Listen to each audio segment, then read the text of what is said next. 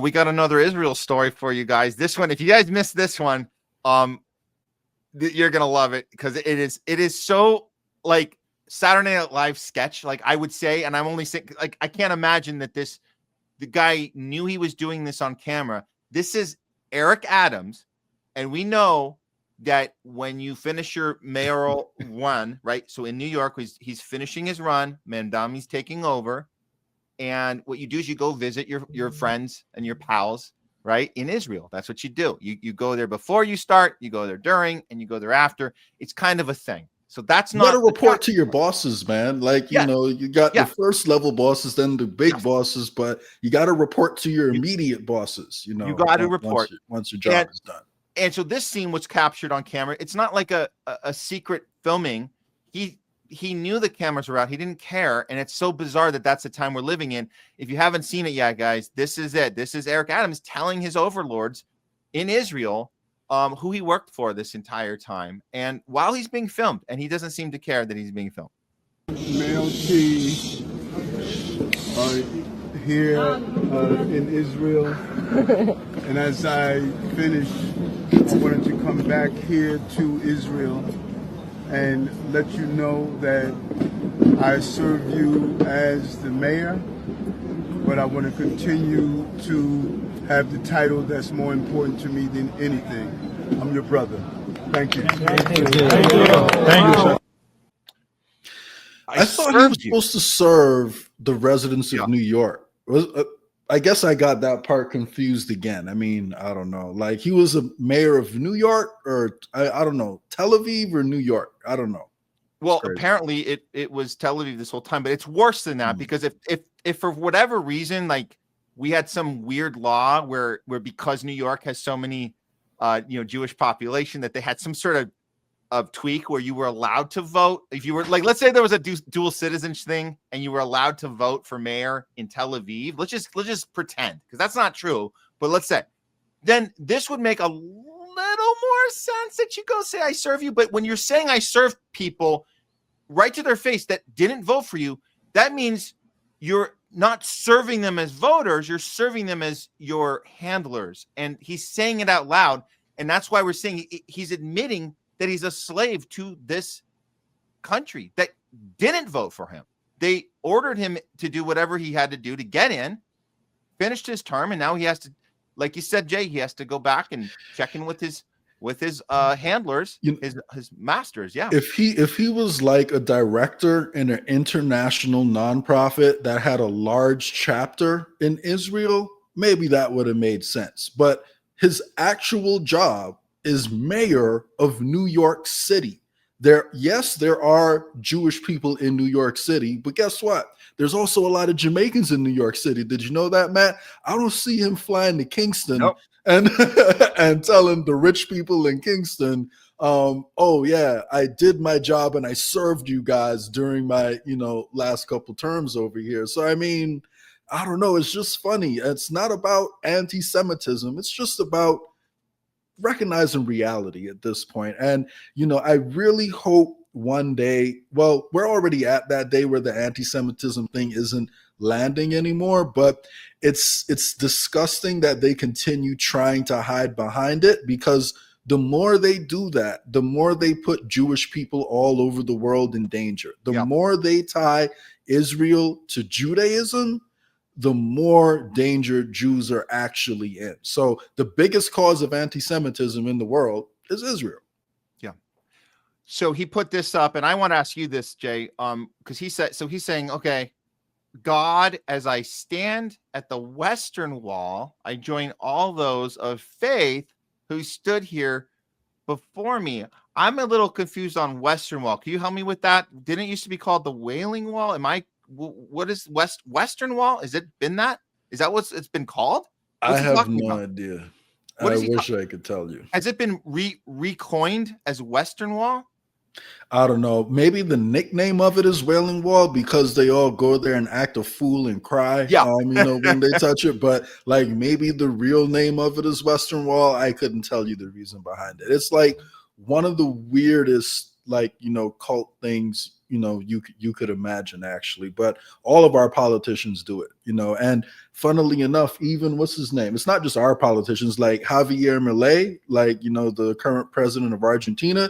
He had the worst one. Like, he was in tears when he was over there. And I don't know if you caught this, but we just gave his country $40 billion the other day and bailed them out after their experiment in libertarianism has failed, So, it seems like we got to put sanctions on all the companies, on all the countries that try to implement socialism to attack them, but we bail out all the capitalist countries that fail. So, I mean, I don't know. It's an interesting dynamic how that plays out in South America. Not all of them, but in South America, which is supposed to be our domain, we really target anyone who has a different idea from what I guess our elites want. So, yeah.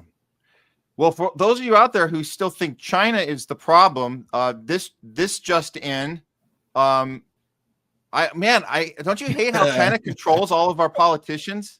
They make them go touch this Great Wall of China and swear allegiance to the CCP. I mean, look at that. We finally caught them red-handed, huh, Jay? We caught them all. Oh, wait a minute. They don't do that. Sneaky Chinese. Isn't that funny? Like we know that every one of them go and do this, but this is the thing that seemingly a lot of the country still thinks this is the problem. So I thought that was a funny one that came up on my feed. But there it is. There's one more. I want to play one more thing about Eric Adams here before we move on here, because you guys know. Well, I'm going to play this clip. So Mamdani, who's taking his place, right? And a lot of the same people that think China is communism is coming. It's also Sharia law is coming. And Mamdani, who's the guy who said, I won't go to Israel. And that was the moment he won, right? He was asked by local ABC at New York about the arresting of Netanyahu, if that's something he would do. And of course, he has an answer prepared, which is very eloquent and he's very good. And this is that clip. And I'm gonna show you guys Eric Adams' response to it, which is also very telling. So here is Mamdani telling us his stance on Netanyahu, whether he should be arrested, because the international court says he should. You would arrest Benjamin Netanyahu based on the 2024 International Court arrest warrant. Next UN General Assembly, as mayor, would you do that? So I've said time and again that I believe this is a city of international law, and being a city of international law means looking to uphold international law, and that means upholding the warrants from the International Criminal Court, whether they're for Benjamin Netanyahu or Vladimir Putin. I think that's critically important to showcase our values. Look at how he has to throw in Putin. That's good. You can't argue against that because he knows who he's talking to. Are they going to tell him, no, you can't arrest Putin? So why the double standard? Yeah.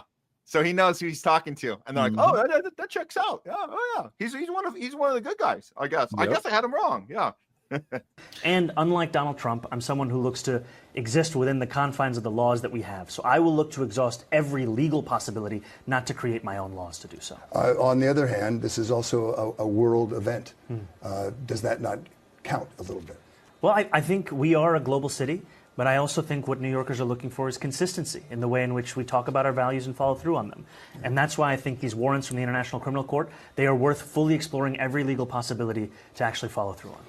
Wow, he is so well rehearsed, man. He is like Obama must have come over and like practiced with him, like at least a couple hours a week every weekend, man. Just like, hey, dude, we got. How long is his term? Can he run for president in 2028? Because Gavin Newsom ain't gonna do it, man. I know he just announced it, but there's no way he's winning. So, but Mamdani, he might be able to pull the trick, man. Although probably not, because he's not going to deliver, in my opinion, on most of his promises in New York. So by the time the presidential election comes around, people will probably know a little bit more about who he is. But I hope I'm wrong. Maybe he does have something up his sleeve and he's not controlled by the Democratic Party. Dude, listen, the reason I'm making the Obama comparison is because that's a guy that knows how to words. Feel good. Doesn't that sound nice, what he said about Netanyahu? Is he ever going to have? No effing way. There's not a chance in hell if he were to even consider the action it must take to order any sort of arrest of Netanyahu. He would have, they would take him down so fast. No, not allowed.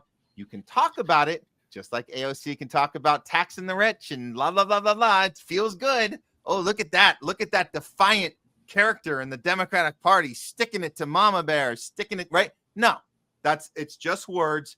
But speaking of words, here's Eric Adams, and you understand this is a guy who has to serve his masters at all costs, and he's asked about this.